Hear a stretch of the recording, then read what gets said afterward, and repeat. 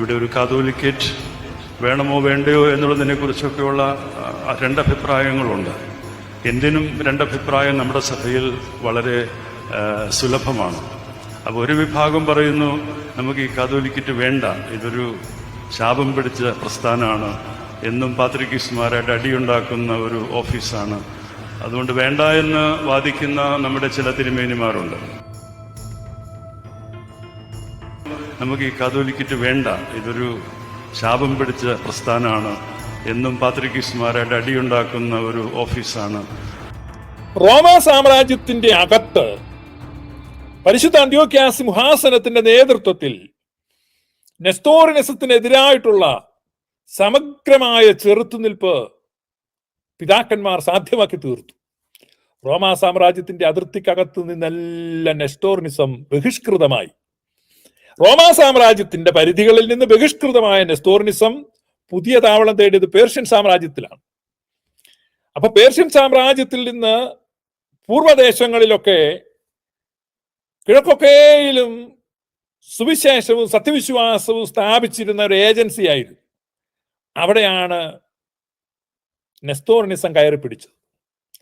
അതാണ് church of the east, അതാണ് പൗരസ്ത്യ കാതോലിക്കോസ്. പൗരസ്ത്യ കാതോലിക്കോസ് തുടങ്ങിയത് നെസ്തോറിനായിട്ടല്ല, പൗരസ്ത്യ കാതോലിക്കോസ് തുടങ്ങിയത് സത്യവിശ്വാസത്തിലാണ്. എന്നാൽ 5-ാം നൂറ്റാണ്ടിൽ പൗരസ്ത്യ കാതോലിക്കോസ് നെസ്തോറിയൻ വിശ്വാസത്തിലേക്ക് വീണുപോയി. തുടർന്ന് റോമാ സാമ്രാജ്യത്തിനു പുറത്ത് അഥവാ പേർഷ്യൻ സാമ്രാജ്യത്തിലും പരിസര പ്രദേശങ്ങളിലും കിഴക്കൻ പ്രദേശങ്ങളിലും സത്യവിശ്വാസത്തെ ഉദ്ഘോഷിക്കുവാനും പരിപോഷിപ്പിക്കുവാനും നിലനിർത്തുവാനുമായി അന്ത്യോക്യൻ പാത്രിയർക്കീസ് തന്റെ കീഴ്സ്ഥാനിയായിട്ട് തിഗ്രീസിൽ സ്ഥാപിച്ച കാതോലിക്കേറ്റാണ്, അല്ലെങ്കിൽ മഫ്രിയാനേറ്റാണ് തിഗ്രീസിലെ കാതോലിക്കേറ്റ്. ഈ തിഗ്രീസിലെ കാതോലിക്കേറ്റാണ് 1860 റദ്ദ് ചെയ്തത്. 1860 തിഗ്രീസിൽ റദ്ദ് ചെയ്ത കാതോലിക്കേറ്റ് ഞങ്ങൾക്ക് പുനഃസ്ഥാപിച്ച് കിട്ടണമെന്നാണ് മലങ്കരയിൽ നിന്ന് അപേക്ഷിച്ചത്. നിങ്ങൾ ഓർക്കണം, നൂറ്റാണ്ടുകളായിട്ട്, അതായത് 5-ാം നൂറ്റാണ്ടിൽ നെസ്തോറിനിസത്തിലേക്ക് പോയ ശപിക്കപ്പെട്ട പൗരസ്ത്യ കാതോലിക്കേറ്റ് നൂറ്റാണ്ട് എത്ര കഴിഞ്ഞെന്നറിയാമോ? 15 നൂറ്റാണ്ട് കഴിഞ്ഞു. 15 നൂറ്റാണ്ട് കഴിയുമ്പോൾ തങ്ങളുമായിട്ട് ഒരു ബന്ധവുമില്ലാത്തതും ഇതര വിശ്വാസത്തെ ഹോൾഡ് ചെയ്യുന്നതുമായ ആ നെസ്തോറിയൻ കാതോലിക്കേറ്റ് അഥവാ പൗരസ്ത്യ കാതോലിക്കേറ്റ് ആണ് കഞ്ഞിക്കുഴിയെ സ്ഥാപിച്ചതെന്നാണ് ഇന്ന് ഇന്ത്യൻ ഓർത്തഡോക്സുകാർ പറയുന്നത്. നെസ്തോറിയൻ കാതോലിക്കേറ്റ് ആണെങ്കിൽ വിശുദ്ധ കുർബാന ആരംഭിക്കുമ്പോൾ മറിയം ദീലേത്തോ പറ്റില്ല. അപ്പൊ നെസ്തോറിയന്മാർക്ക് കന്യകാമറിയാം ദേവമാതാവല്ല. അങ്ങനെ കുർബാന തുടങ്ങുമ്പോൾ സേവറിയസ് പാത്രിക്കീസിന്റെ മാനിത്തോ നിന്മാതാവ് വിശുദ്ധന്മാർ എന്നിവർ തൻ പ്രാർത്ഥനയാൽ. നെസ്തോറിയൻ സഭയല്ല. അപ്പൊ നെസ്തോറിയൻ കാതോലിക്കേറ്റാണ് അന്ത്യോക്യൻ പാത്രിക്കീസ് സ്ഥാപിച്ചതെന്നുള്ള വളരെ വിചിത്രമായ ഒരു വാദം. പല കാരണങ്ങളാലും അത് ശരിയല്ല. കാരണം നെസ്തോറിയൻ പാഷണ്ഡതയാണ്. അത് തന്നെയല്ല, 1500 വർഷമായിട്ട് അന്ത്യോക്യൻ സഭയ്ക്ക് അന്ത്യോക്യൻ സിംഹാസനത്തിൽ ഈ നെസ്തോറിയൻ അല്ലെങ്കിൽ പൗരസ്ത്യ കാതോലിക്കേറ്റുമായിട്ട് ബന്ധമില്ല. അന്ത്യോക്യയിലെ പാത്രിക്കീസിന് ബന്ധമുള്ള കാതോലിക്കേറ്റ് തിഗ്രീസിലെ കാതോലിക്കേറ്റാണ്. ആ തിഗ്രീസിലെ കാതോലിക്കേറ്റ് 100% പാത്രിയർക്കീസ് ബാവായുടെ കീഴ്സ്ഥാനിയാണ്. അപ്പൊ പാത്രിയർക്കീസ് ബാവായുടെ കീഴ്സ്ഥാനിയായ മഫ്രിയാനേറ്റായിട്ടാണ് ഔഗേൻ ബാവയെ 1964 കോട്ടയത്ത് വാഴിച്ചത്. ഇതാണ് യാഥാർത്ഥ്യം. അതുകൊണ്ടാണ് പാത്രിയർക്കീസ് ബാവായുടെ മുമ്പിൽ ശുഭ്രവസ്ത്രധാരിയായി തലയിൽ വെളുത്ത ശോശപ്പ ഇട്ടുകൊണ്ട് പൂർണ്ണ വിധേയത്വത്തോടെ നിന്ന് മഫ്രിയാനായിട്ട് വാഴിക്കപ്പെടുകയും ശൽമൂസ കൊടുക്കുകയും ചെയ്തത്. എന്നിട്ട് 8 വർഷം കഴിഞ്ഞപ്പോൾ ഈ സഭ തികച്ചും സ്വതന്ത്രമായ സഭയാണ് എന്ന് പ്രഖ്യാപിച്ചു. ഈ സഭ തികച്ചും സ്വതന്ത്രമായ സഭ. അപ്പൊ അതാണ് ഞാനൊരു പോസ്റ്റ് ഇട്ടിരുന്നു.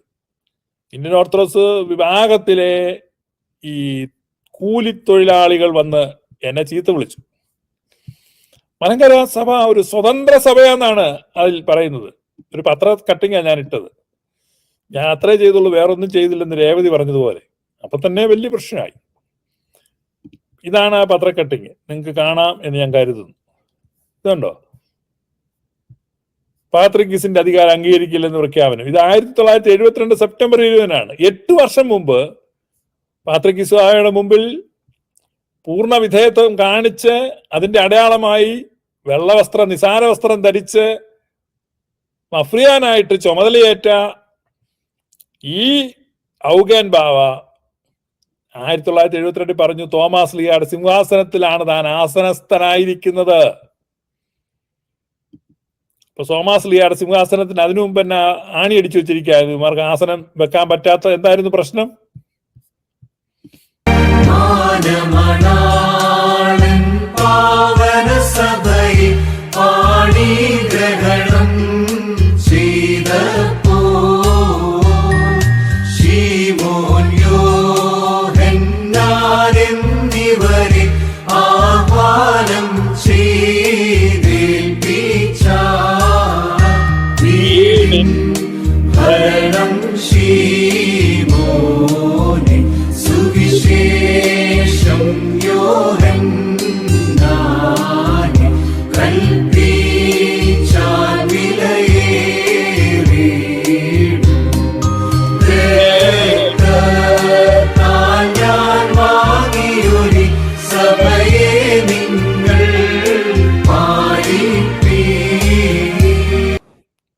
വീടിന്റെ ഭരണം ശീമോനാണ്.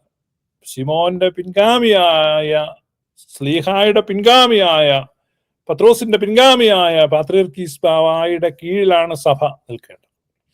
അപ്പൊ ആ സഭയുടെ ലിറ്റർജിയും ട്രഡീഷനും ആ സഭയുടെ റിച്വൽസും റൂബ്രിക്സും എല്ലാം ചേർന്ന സഭ ആ സത്യവിശ്വാസത്തെ റോമാ സാമ്രാജ്യത്തിന് പുറത്തേക്ക് പ്രൊപ്പഗേറ്റ് ചെയ്യുവാനായിരുന്നു ആ കാതോലിക്കോസ് ഉണ്ടായിരുന്നത്. അപ്പോ ആ സഭയുടെ വിശ്വാസവും ആ സഭയുടെ ആരാധനാക്രമവും ആ സഭയുടെ പാരമ്പര്യങ്ങളും ആ സഭയുടെ സഹതന്മാരെയും എല്ലാം ഹോൾഡ് ചെയ്തു വെച്ചുകൊണ്ടിരിക്കുമ്പോൾ പാത്രിയർക്കീസ് ബാവായുടെ കീഴിൽ തന്നെയാണ് സഭ. അല്ലെങ്കിൽ നിങ്ങൾ തികച്ചും വ്യത്യസ്തമായ ഒരു സഭയാണെങ്കിൽ നിങ്ങൾ വ്യത്യസ്തമായ ദൈവശാസ്ത്രവും വ്യത്യസ്തമായ എക്ലീഷിയോളജിയും വ്യത്യസ്തമായ റൂബ്രിക്സും റിച്വൽസും വ്യത്യസ്തമായ ലിറ്റാർജിയും എല്ലാമായിട്ട് നിങ്ങൾ നിലനിൽക്കണം. അപ്പൊ അങ്ങനെയല്ല ഇത്. അപ്പൊ ഇത് സഭയ്ക്കകത്തെ വിഘടനവാദമാണ്. അതിനാണ് വിഘടന്മാർ എന്ന് വിളിക്കുന്നത്. ഇതൊന്നും ഇന്നും ഇന്നലെ തുടങ്ങിയതല്ല. ഈ കലഹം, ഈ ചെറുത്തുനിൽപ്പ് അല്ലെങ്കിൽ ഈ മറുതലിപ്പ്, അതിന് പറയുന്ന മത്സരം എന്നാണ്. റിബല്യസ് നേച്ചറാണ്, ദ ഹൗസ് ഓഫ് റിബല്യൻ, മത്സരഗൃഹം. അപ്പൊ ആ മത്സരഗൃഹത്തിന് കർത്താവിന്റെ അംഗീകാരമില്ല. കാരണം കർത്താവ് അവരിൽ സന്തോഷിക്കുന്നില്ല. I delight when I heard that my children walk in truth. Walking in truth means walking in light. അപ്പോ സത്യത്തിൽ നടക്കുക എന്ന് പറഞ്ഞാൽ വെളിച്ചത്തിൽ നടക്കുക എന്നല്ല. Let us walk in that light. എന്തിനാണ് നമ്മൾ ഇരുട്ടിൽ സഞ്ചരിക്കുന്നത്? Come on, let us together walk in the light. നമുക്ക് വെളിച്ചത്തിൽ നടക്കാം, സത്യത്തിൽ നടക്കാം, സ്നേഹത്തിൽ നടക്കാം. അതാണ് ശരി, അല്ലാതെ നുണ പറയുന്നില്ലല്ല. ഞാന് കഴിഞ്ഞ ദിവസം ഔഗേൻ ബാവ സൽമൂസ വായിക്കുന്ന ഒരു ചിത്രം ഇട്ടപ്പോ ഒരു ബഹുമാനപ്പെട്ട വൈദികൻ വന്ന്, ഓർത്തഡോക്സ് വിഭാഗത്തിലുള്ള, ഞാൻ പറയുന്നത് ഇത് ഔഗേൻ ബാവയാന്ന് ആര് പറഞ്ഞു? അപ്പം ഓർത്തഡോക്സ് സഭ തന്നെ പ്രസിദ്ധീകരിച്ചിരിക്കുന്ന പുസ്തകങ്ങളിൽ അതേ ചിത്രമുണ്ട്. എന്നിട്ട് നേരെ നിന്ന് നുണ പറയാണ്, ഇത് ഔഗേനല്ല. പിന്നെ ഇതാരാ? ആരെയും തള്ളിപ്പറയുന്ന, എന്തിനേയും തള്ളിപ്പറയുന്ന, എന്ത് ഹീനതന്ത്രവും പ്രയോഗിക്കാൻ മടിയില്ലാത്ത, എത്രമാത്രം നികിഷ്ടമായ ബുദ്ധിയിൽ പ്രവർത്തിക്കുന്ന, മറ്റേ നമ്മൾ നേരോടെ നടക്കാം. ഞാൻ പറഞ്ഞല്ലോ, അപ്പോസ്തലന് പോലും രക്ഷയില്ല. പിന്നെയല്ല അപ്പോസ്തോലിക പിൻഗാമിക്ക്. ഒറിജിനൽ അപ്പോസ്തലൻ എഴുതിയപ്പോൾ ചോദിച്ചത്, ഏത്രപ്പോസ് ചോദിച്ചത് താൻ ആരുവാ എന്നാ ചോദിച്ചു. അപ്പൊ നിങ്ങളെ ദൈവം അനുഗ്രഹിക്കട്ടെ. സത്യസഭയിൽ ചേർന്ന് സത്യവിശ്വാസത്തിൽ നിലനിൽക്കുക. May God bless U.